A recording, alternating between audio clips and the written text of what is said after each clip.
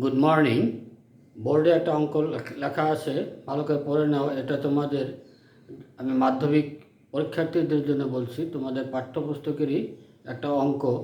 এটা লেখা আছে পেজ নাম্বার 29-এর 8 নম্বর অঙ্ক, দ্বিঘাত সমীকরণ, একচল বিশিষ্ট দ্বিঘাত সমীকরণের উপর।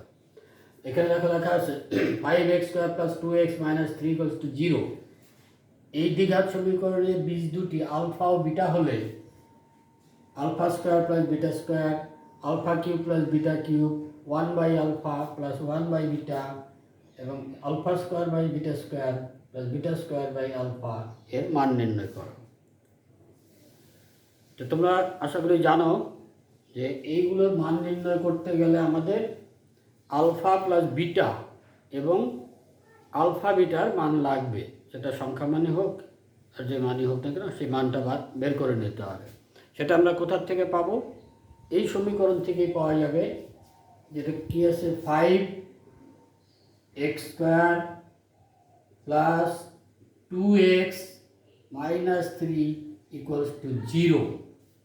আমরা এখান থেকেই এই আলফা প্লাস বিটা এবং আলফা বিটার মান বার করে নিতে পারবো। যে একচল বিশিষ্ট দ্বিঘাত সমীকরণের যে আরেকটা সাধারণ রূপ আছে, সেটা হলো x² minus alpha plus beta x plus alpha beta সমান সমান প্লাস আলফা বিটা সমান সমান 0।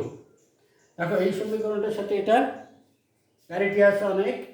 এটার থেকে আমরা কি বার করতে পারবো? এটার সাথে তুলনা করে এখানে আলফা প্লাস বিটা হলো এক্স এর সহগ। এটা এখানে এক্স এর সহগ কি আছে 2। এটাকে আমাকে আগে এই ফর্মে নিয়ে যেতে হবে।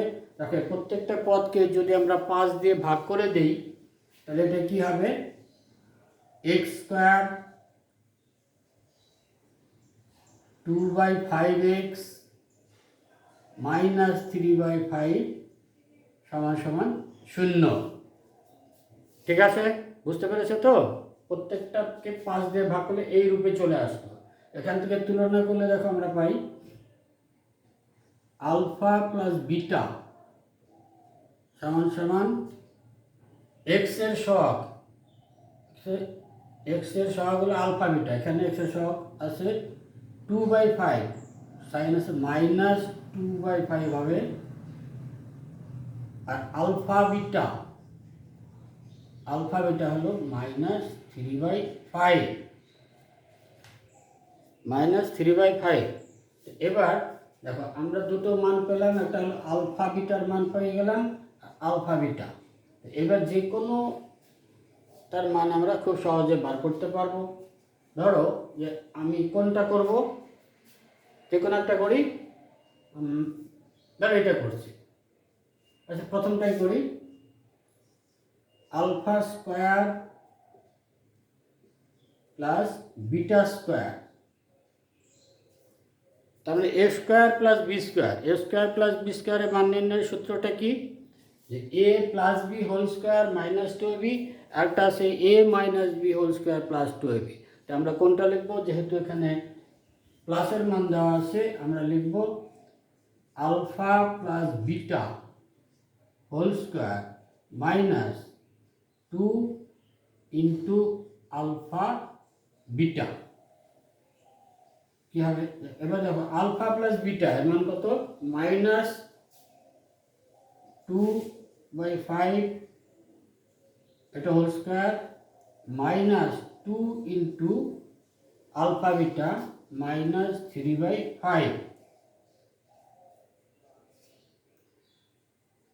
তাহলে কি হচ্ছে? এবার এটা গুণ করলে পরে এটা 4/25 মাইনাস প্লাস হয়ে গেল 6/5। লসাগু কি আছে? 25 হবে।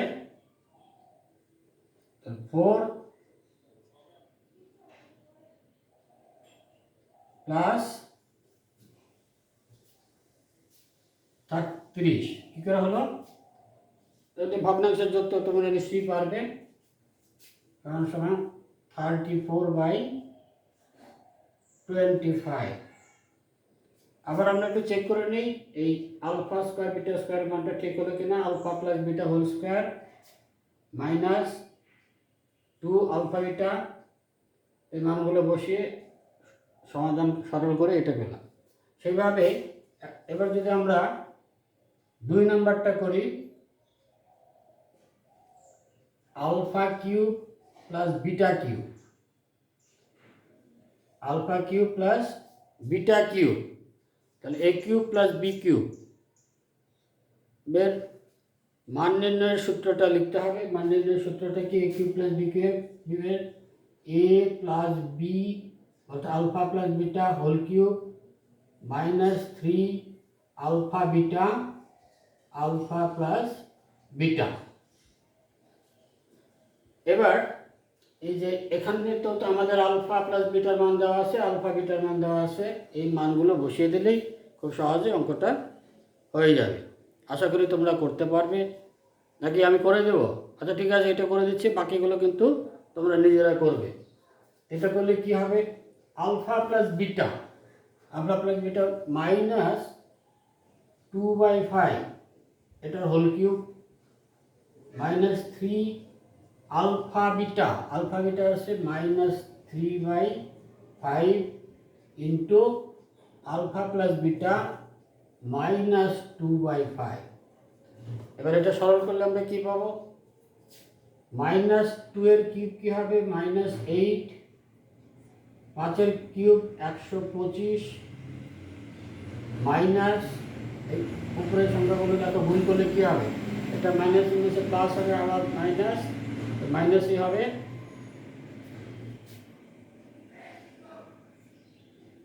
3 গুণ 3 গুণ 2 18/25, 18/25। এবার এগুলো যোগ করো, এর লসাগু তো 125 হবে। 125কে 125 ভাগ করলে 1 মাইনাস 8, 125কে 25 দিয়ে ভাগ করলে 5, তো 5 18 কত? 5 18 90, 5 18 90 ইকুয়ালস টু কি হলো? 125, যেহেতু দুটোই মাইনাস, দুটো যোগ হবে কিন্তু চিহ্ন এটাই থাকবে। আশা করি বুঝতে পেরেছ। এবং যে বাকি অঙ্কগুলো আমরা একটু চেষ্টা করলে খুব সহজেই করতে পারবো। শুধু আমি তোমাদেরকে একটু হেল্প করছি।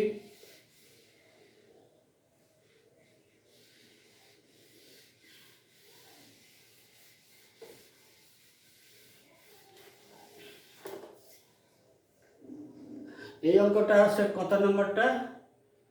2 নম্বরটা। 3 নম্বরটা আছে 1/আলফা প্লাস 1/বিটা। এটা কি হবে? Alpha beta plus alpha beta. Alpha beta এই মানগুলো বসিয়ে দেবে। আলফা বিটা সমান সমান হলো মাইনাস 2/5 আর আলফা বিটা হলো মাইনাস 3/5। এটা কি হবে? এটা কাটা যাবে। যদি না বুঝতে পারো তাহলে কি হবে? এটা একটা ভগ্নাংশের ভাগ, তাহলে মাইনাস 2/5 ইন্টু, এটা উল্টে যাও, 5/-2, 5 প্লাস কাটা গেল, মাইনাস হচ্ছে প্লাস 2/3। কি কঠিন অঙ্কটা? আমার তো কঠিন না, আসলে অঙ্ক করতে গিয়ে পারবো না বা এটা আমি বুঝতে পারছি না, এই ভাবনাটা মাথা থেকে দূর করো, তাহলেই দেখবে খুব সহজে করতে পারবে। এবার থাকলো 4 নম্বর অঙ্কটা। 4 নম্বর অঙ্কটা কি হবে? এটা হলো তোমার 3 নম্বর। 4 নম্বর অঙ্কটা কি আছে? Alpha square by beta plus beta square by alpha সমান সমান কি? এটা একটা ভগ্নাংশের যোগ করলে আমরা কী পাবো? লসাগু হবে আলফা বিটা, এটা হবে alpha cube plus beta cube. Alpha cube plus beta কিউবের এটা তোমরা নিজেরা করো, যে alpha cube plus beta cube অর্থাৎ এ কিউব প্লাস বি কিউবের মান নির্ণয়ের সূত্র লিখবে। একটু আগে যেটা আমি করে দিয়েছিলাম, এটা উপরে সেই মানটা বসবে আর নিচে তো আলফা বিটা এই মানটা বসে সরল করলে উত্তরটা পাওয়া যাবে। এটা তোমরা নিজেরা করো, নিজেরা না করলে পরে কতটা বুঝলে সেটা ক্লিয়ার হবে না। এবার ধরো এগুলো তো তোমাদের সব বইয়ের অঙ্ক, এই ধরনের মাধ্যমিক পরীক্ষার বইয়ের অঙ্ক দেয় বেশিরভাগ, কিন্তু বইয়ের ভাগ ছাড়াও তো একই ধরনের আরও অঙ্ক দিতে পারে। যে কীরকম, ধরো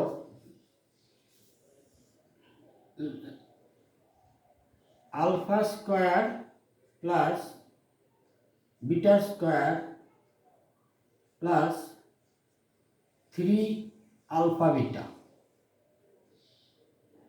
by alpha square beta square minus 25 alpha beta,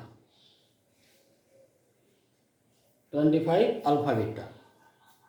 যেহেতু এই অঙ্কটা কোনো বইয়ে পাবে না, আমি এখনই এটা বানালাম, ঠিক কোনো মানে ভয় পাওয়ার কোনো ব্যাপার নেই। ওই যে বলেছি তো সবসময় ভাবে অঙ্কটা আমি পারবো। তাহলে কি করবে?